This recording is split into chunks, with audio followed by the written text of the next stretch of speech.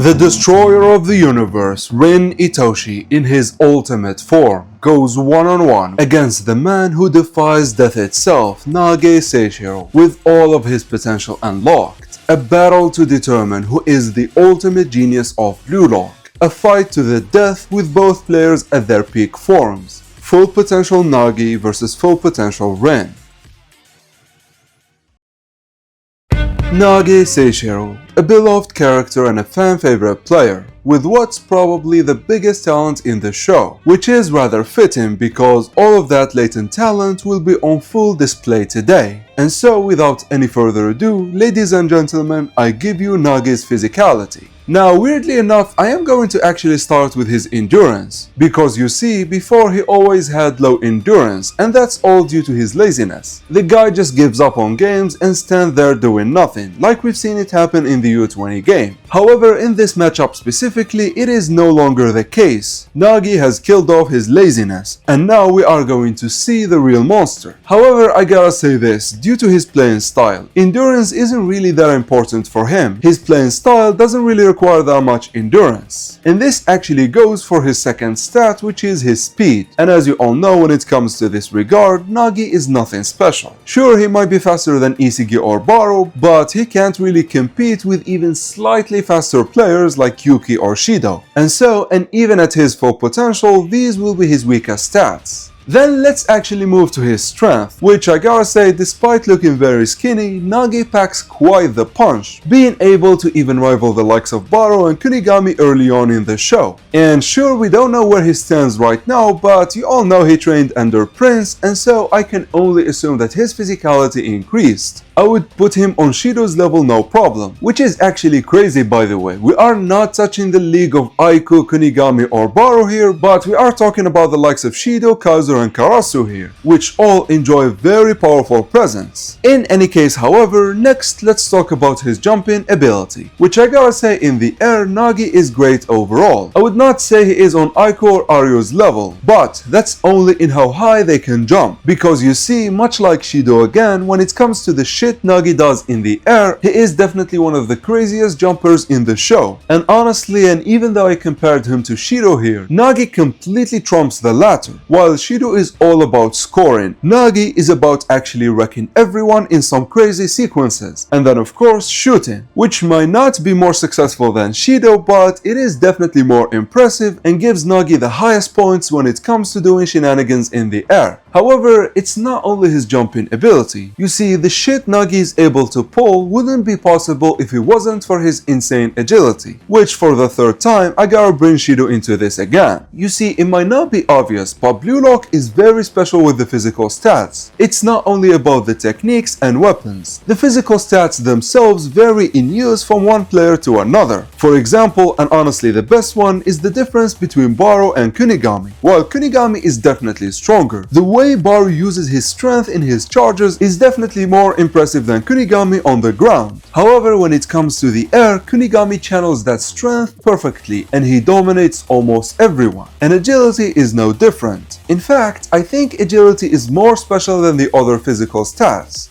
because it honestly differs a lot from one player to another. Take Lorenzo for example. The way he uses his agility is the polar opposite of how Nagi and Shido use it. And then even between these two who use it in the air, they are actually very different in their execution. While again, Shido is all about trying to shoot from any angle. Nagi is about tricking and trapping the ball in different forms so he can trick the defenders. However, and to be honest, when it comes to agility specifically, I'd rather talk about it as a weapon rather than just a physical ability, because to Nagi, this agility of his is at the center of his playing style. And so let's actually move on to his abilities and weapons, and let's pick up straight with the way he uses his agility. You see, much like Chris Prince deducted, when Nagi is excited, his body relaxes all of his muscles, enabling him a near total control over his body. In this enhanced state, because he has full control over his body, no one really can read him. Once the ball is going towards him, there is literally no telling to what Nagi is about to do, or at least that should be on paper. Right now, even players who don't have a high IQ on the pitch are able to predict him. However, here we are talking about Nagi with his full potential unlocked, and honestly, it gets very scary. However, before we dive deeper into that, this ability to control his whole body and this ability to pull off the crazy stunts is actually at the core of Nagi's playing style. And honestly, it is such a crazy weapon that it is almost everything that Nagi needs. And for the most part, this really held Nagi from reaching his potential because he always relied on his genius and his latent talent, and he never tried to foster it and drive it further. And of course, as you all know, that ultimately became his downfall. But again, this won't matter in today's matchup. And so before we dive into it, I rather talk about Nagi's secondary weapon, which it might not be as crazy as his first ability, but it matters a lot to Nagi's playing style. Of course, here I'm talking about his shooting ability. You see, after Nagi is done with his crazy stunts, and after he shocked everyone, Nagi then delivers one of the craziest shots in Blue Lock,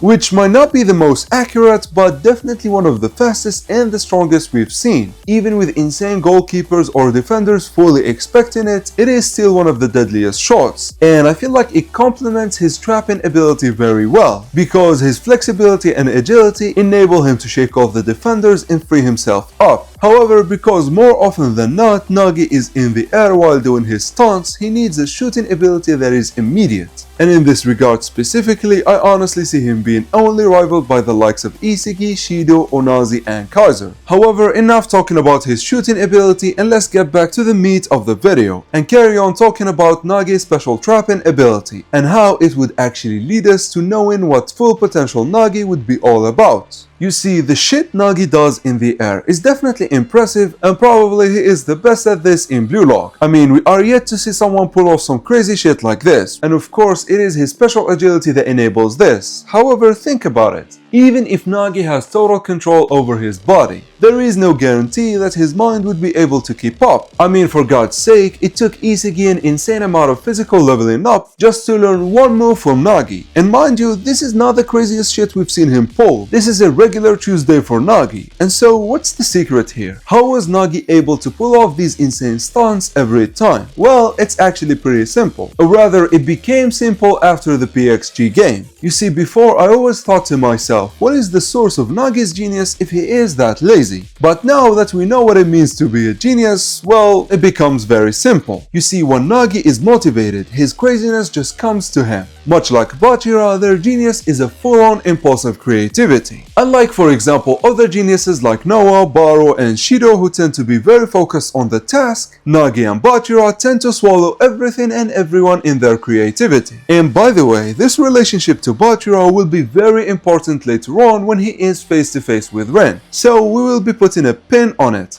But regardless, when I talk like this, you can immediately understand how full potential Nagi will operate. Because before, one of the biggest hurdles for Nagi's genius and for his ability to dominate was specifically his laziness. Or I should say, it is satisfaction in addition to laziness. Because sure, his creativity really shines when he does his thing, but due to his satisfaction and laziness, he consistently suffers a lot. I mean, just think of it this way, when he is motivated, he was able to open the score against the U20 team, and then for the entirety of the game, he did almost next to nothing. And even when he got insane chances like the one from Hiyori, where a motivated Nagi would have definitely scored there, he was satisfied with his first goal and decided to actually pass to Isagi, which honestly just infuriated me. And I mean, there is even a worse example. Remember when he was motivated to beat Isagi and pulled off a world-class stunt? A stunt that really shook the Masters and Kaiser and left everyone else speechless. However, from there, Nagi simply just faded. He just did not feel like doing anything new. And mind you, this was not just for one game, it actually was for the entirety of the NEL. And when he finally conjured a little bit of courage, he actually tried to do the same stunt. And because of that, he got completely obliterated by Otoya, definitely cementing that this guy really had motivation issues. However, there is actually a deeper layer into understanding this and why why it is actually more deadly in the case of Nagi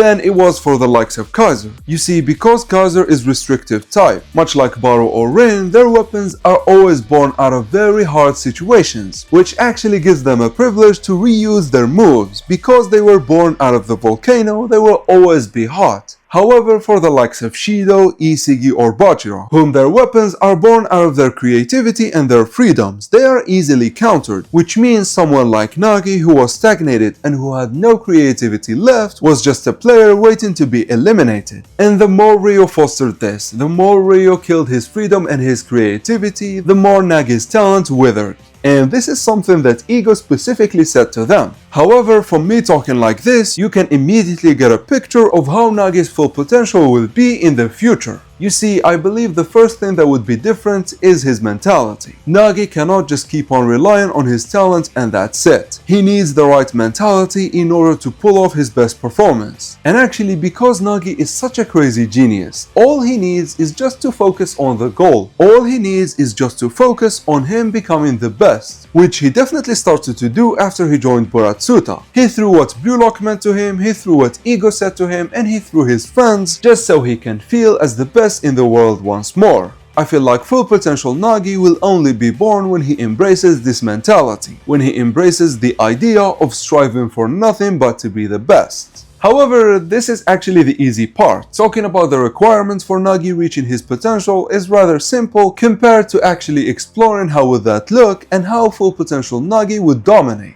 I gotta say, this might be the trickiest thing I've done on the channel, and it's all due to the writer's genius. While some weapons like Metavision were actually easy to predict, and it's all of course thanks to Sai. We all knew that he had a weapon, or at least a type of vision that enabled him to play with the same reaction speed as Shido. And sure, we might not have labeled it Metavision, and we did not expect it to be exactly like it is in the show, we at least had an idea. However, a weapon like the Predator Eyes was completely outside of our vision, even though we've seen Kaiser use it again before it was introduced with Baro. However, I personally did not expect it to be such an oppressive weapon. I did not expect it to be the ultimate weapon for shooters so they can translate their shots into goals. And I definitely did not expect it to give players such a boost. And so, as I said, it is going to be tricky expecting how Nagi and Rin would look in the future. However, and speaking of the Predator Eyes, we can actually begin from there. You see, I think Nagi will never have this weapon, and it is simply because he is a freedom type player while the Predator Eyes seem to be a restrictive type weapon. And honestly, at this point, this is something I definitely need to do a video on, where I would explore where each player falls when it comes to being a talented learner versus a genius, but also when it comes to being restrictive versus freedom type player. However, for now, let's actually start with Nagi and why he is a freedom type player in the first place. Well, when we think about it deeply, I feel like Nagi always reminds me of Bachira. Whenever they get the ball, there is literally no telling to what they are going to do, and more often than not, teams cannot handle them for the first time. Whenever you see these two characters play for the first time, there is literally no telling to what they are going to do. I mean, remember the U20 game? Japan's U20 had the perfect plan to stop Nagi, and they had the perfect player, which is Aiku, to stop a dribbler like Bachira. However, they both were beyond what the team could expect, and they both unleashed their creativity and their freedom on the pitch, completely destroying everyone's picture of what's happening on it. However, how is this different from the likes of Rin or Yuki, for example? And why I consider them restrictive compared to Nagi or Bachira? Well, I actually think it is pretty simple. It all boils down to the trigger. You see, someone like Rin needs a trigger to pull off his ultimate performance. The likes of Nagi or Bachira, they just do. I mean, again, in the U20 game, Nagi just did what he likes, and he ended up scoring from that, which is exactly the case for the likes of Bachira or Shido. However, and to drive this point further, you see, when Nagi followed Prince, Agi or Ryo, he definitely found success, sure, but he ultimately failed because all of those players tried to restrict his creativity, which is funny because they did the exact opposite of Ness. Ness was following Kaiser and feeding his freedom by giving him passes that fit with whatever Kaiser was thinking at that point. And of course, we all know that did not work because Kaiser is restrictive. Nagi's case, on the other hand, was the complete opposite. Agi and Ryo specifically always tried to control his freedom. They've always tried to tell him what to do, and they've always tried to feed him passes that they think are perfect. And again, as you all know, it did not work with Nagi. And so from this, I am 99% sure that he is a freedom type player. However, how does this relate to his full potential? Well, here's the kicker. I think if Nagi works on his physique, which he will definitely do, and when he fosters his creativity to the fullest, and of course, if he focuses on being nothing but the absolute best, we will see what kids call craziness personified. Nagi will be the ultimate irregularity on the pitch. However, how would that actually look? You see, I truly believe that we are going to reach a point where nothing Nagi does is similar to what he did before. Every time he receives the ball, every time he gets the ball in a different situation, Nagi will pull a different move and a different stunt that leaves everyone else shocked. Which means for teams who don't have his direct counter, for example teams without the likes of Aryu, Aiko or Metavision users, I think Nagi will be akin to a tornado hitting them. There is nothing his opposition can do but restrict his freedom. That's the only way he could be countered when Nagi is at his full potential. And I feel like comparing him with Levi specifically is very fitting, because if you remember, the only way Noah was able to contain him was by limiting his freedom. And the moment Isagi introduced the slightest of distortion, Levi was able to completely destroy the whole team. And once more, that would be the same for Nagi. Simply put, he will be a player that if you blink, he scores. If you give him an atom of freedom, Nagi will completely wreck you and score the best goal you've ever seen. And honestly, it is rather scary. Nagi would simply be a tornado on the pitch. If you give him the ball and he is not man-marked, Nagi would definitely destroy any defender and then score. And I can't help but feel like this is how Bunny is dominated. Maybe not with the crazy stunt, but by being insanely creative in the air and completely dominating if he gets any tiny space or freedom. But to recap everything, full potential Nagi will be akin to a tornado on the pitch. There is literally no telling to how he is going to throw the ball. If he is not man-marked 100% of the times, Nagi will be near unstoppable. He would truly live up to the mantle of the unstoppable force. However, can full potential Nagi actually defeat the beast of destruction in his best form? Rin Itoshi, the Japanese berserker. One of the few players in Blue Lock that I feel don't really need any introduction. He is the final boss of Blue Lock with a little bit of a brotherly complex. And so let's skip any introductions and jump right into his physical stats. Now for Rin, I gotta say that he is one of the rare cases where the player is completely well-rounded. He doesn't directly dominate any aspect, but he has great strength, he jumps high, he is very durable, and he is pretty fast. As I said, he doesn't dominate any of these fields, but he is great at all of them, which means sure, he loses to Baru when it comes to physicality. However, unlike the king, Rin doesn't lack in any other aspect. He is faster than him, he jumps higher, and so on. And I feel like he is pretty much the same as his brother Sai Itoshi. They are both well-rounded with great physicality. However, a big misconception that I've always had was that the Itoshi brothers are actually on Ryo's level when it comes to being well-rounded.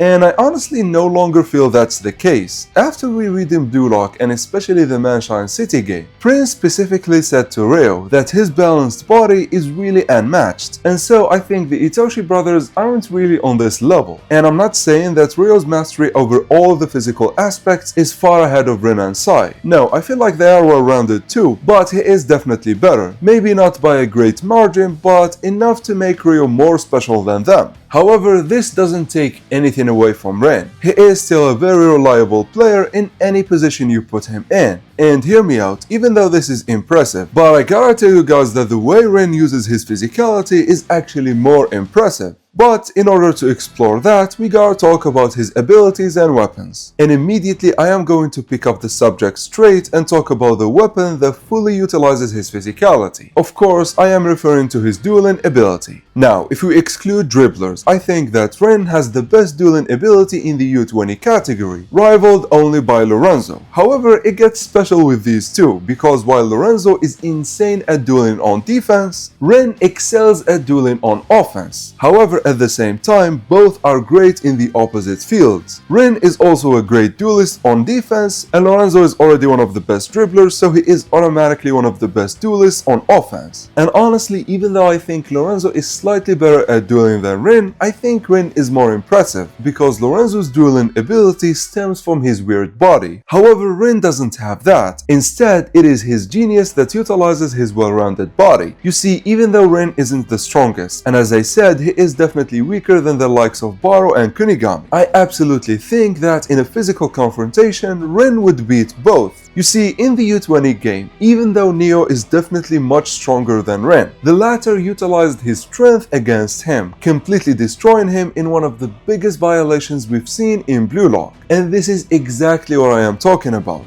Even though he might not be the most powerful, the way he utilizes his strength is definitely so special. And this actually applies to all of his other physical stats. However, and even though I already alluded to that, let's actually leave dueling when we get to Rin's Berserker state. First, let's talk about his other weapons, starting up straight with the first weapon we've seen Rin use, which is his impeccable perception. You see, before we got the likes of Lorenzo and the pros, Rin and Shido remain the only players who could rival Metavision users when it comes to actually reading the field. And Shido actually does this completely differently than Rin. While Shido relies on instinct, Rin has an insanely high soccer IQ and an insane perception that honestly from day one made him one of the strongest players in Blue Lock. In fact, it is the specific weapon that always kept Rin as the final boss of Blue Lock.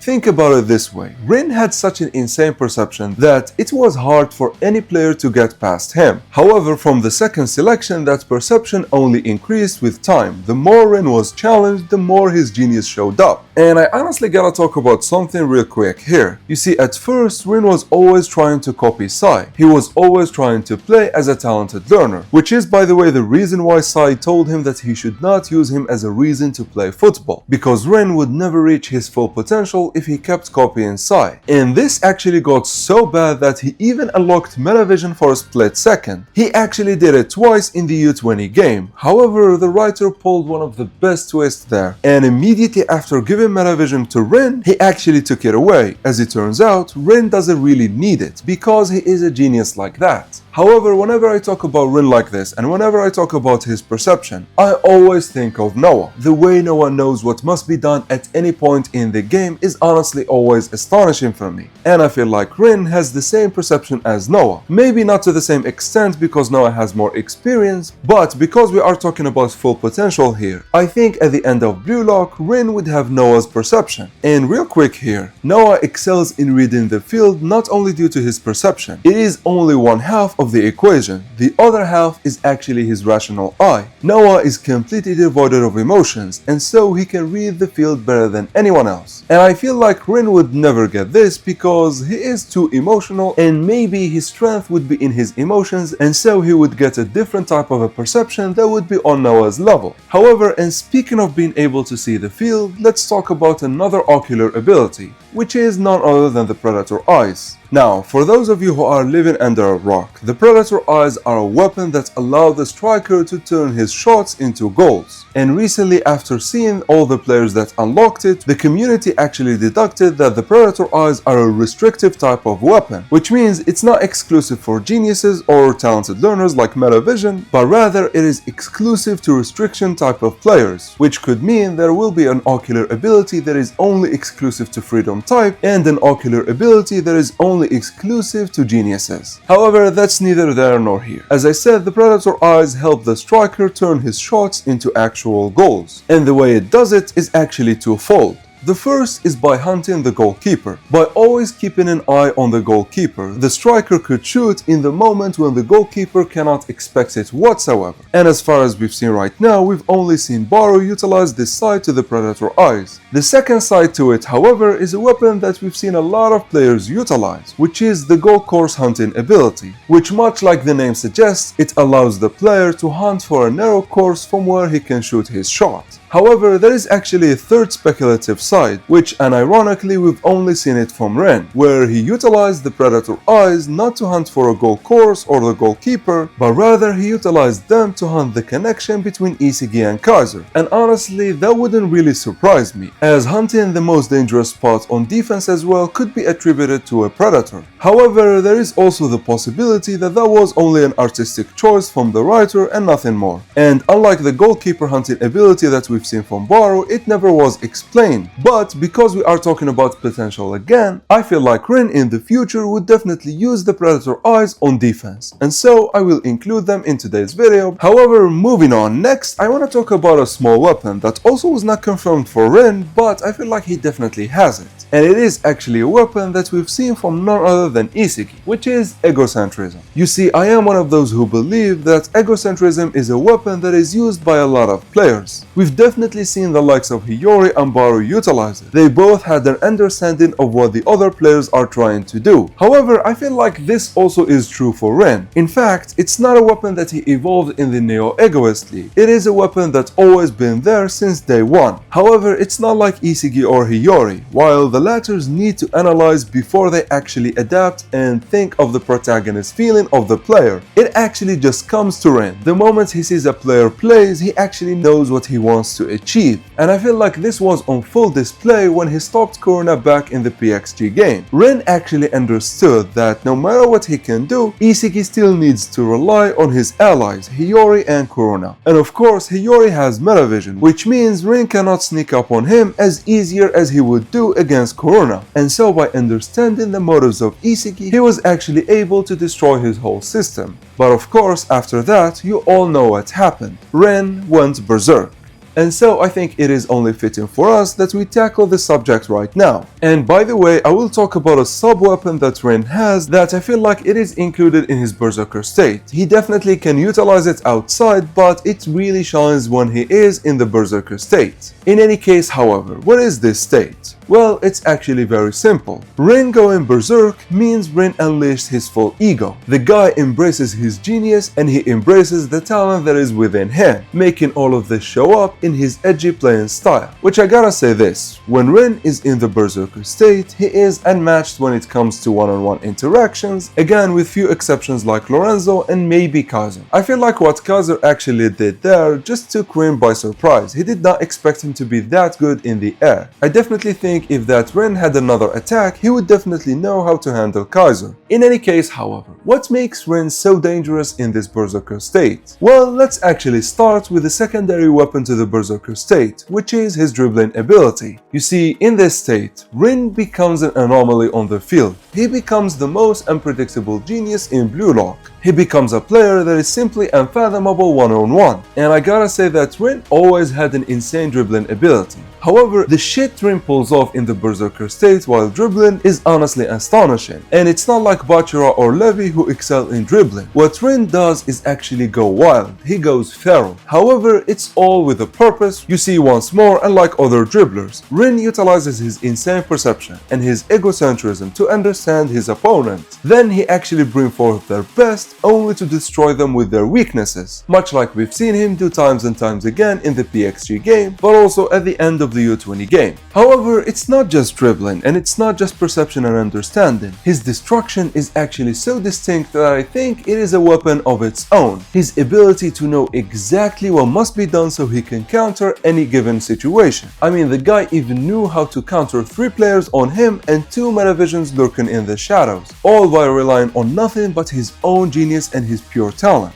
However, that's not all. Sure, Rin goes feral on offense, but he also does on defense, introducing a new defending style that is actually more aggressive and more successful than his base form. You see, in the berserker state, Rin becomes a relentless badger. He just keeps on going after you until you either pull off something insane and score, or he destroys you completely, like we've seen him do many times with Isagi at the end of the PXG game and with his brother Sai in the U20 game. And by utilizing his other weapons and very special physicality. Rin actually becomes the definition of the most complete striker in the U20 category, because simply put, not only can he do it all, but he can destroy anyone in his wake at the same time, which is kinda comparable to Noah again. They both seem as the unstoppable force of this show. However, and speaking of Noah, the Berserker state always had one weakness, which is Rin being engulfed in his own impulse, and due to that, his judgment is often skewed, which prompted Noah to actually say that Rin has the nastiest mentality in the U20 category, and that's definitely the biggest anti-feat a player could have. If Noah feels compelled enough to actually diss you, then you must be doing something wrong. However, I think there is a catch to this. You see, Ego Jinpachi actually noticed this as well, and sent Rin to a camp so he can control his anger. There, not only did Rin manage to suppress the Berserker state, but he actually tamed it, and now he can access it without the need for a trigger, which was the second biggest downside to the Berserker state before. And of course, because now he can enter it willingly, it is pretty obvious that Rin might not be as blinded as he was before. However, I think Ego might be doing a mistake here. I feel like Ego made a mistake with Nagi when he said that he completely died out, because we've seen the latter come back and I think he will dominate, but also I feel like he will be mistaken with Rin. You see, on paper it seems right. You should manage to tame the Berserker state. However, as Rin himself said,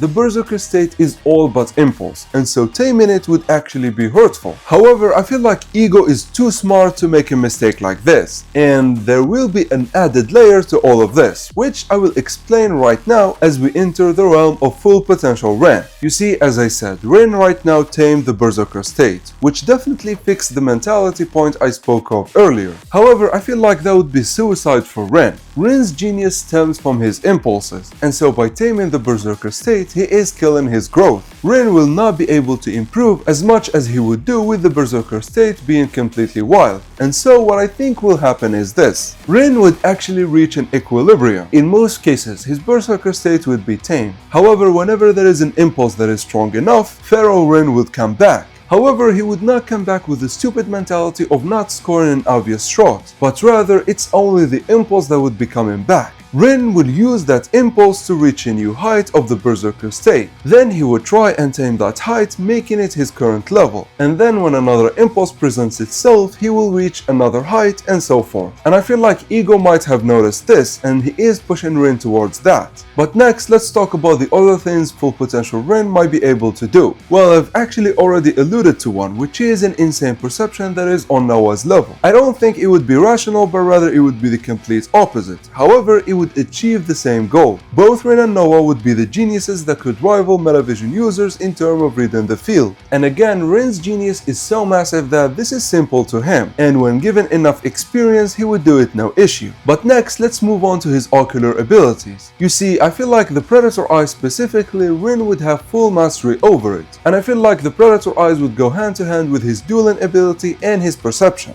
But, and speaking of his dueling ability, I feel like it is only natural that if he keeps on leveling up his Berserker state, his destruction will also level up with him, especially if he increases his physical prowess. Rin would now introduce more volatile and more destructive moves that leave his opponents completely speechless, and I feel like that would be his ultimate form. A perfect well-rounded striker that could destroy a whole defense on his own, but also a genius like none other. However, can he actually beat Nagi Seishiro?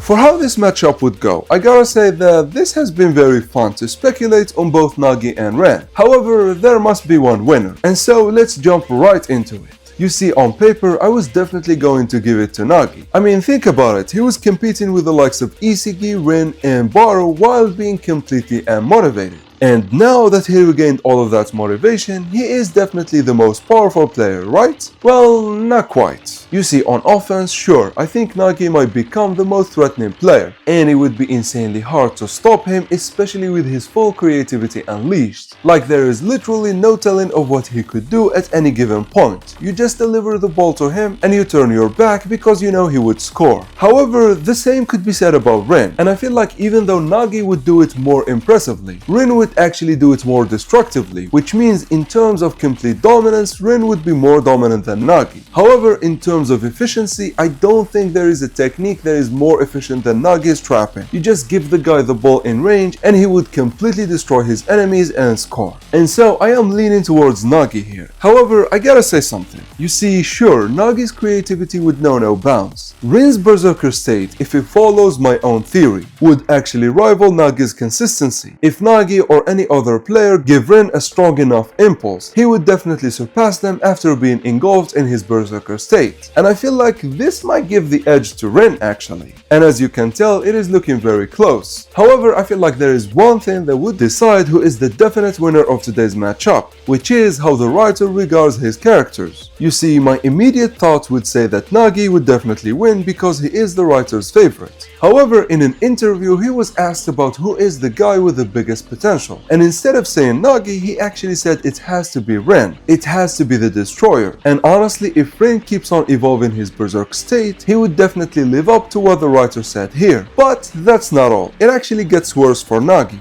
You see, when his potential is unleashed, Nagi might be one of the best strikers we will see. However, none of this signals that he would be great on defense. None of this would say that Nagi would dominate on defense as much as he is doing on offense. And in this regard specifically, Rin shines very much. The guy is insane both on offense and on defense, making him a better well-rounded player. And so for that reason, and due to what the writer said, the winner of today's matchup is definitely Rin. However, don't get this confused. On offense, Nagi is definitely on his level, and I would say that in times he might be even better. However, when it comes to being overall better, I think Rin should be the one walking with the W here. However, that's all I've got for you today, guys. I really hope you enjoyed the video, and until next time, thank you for watching.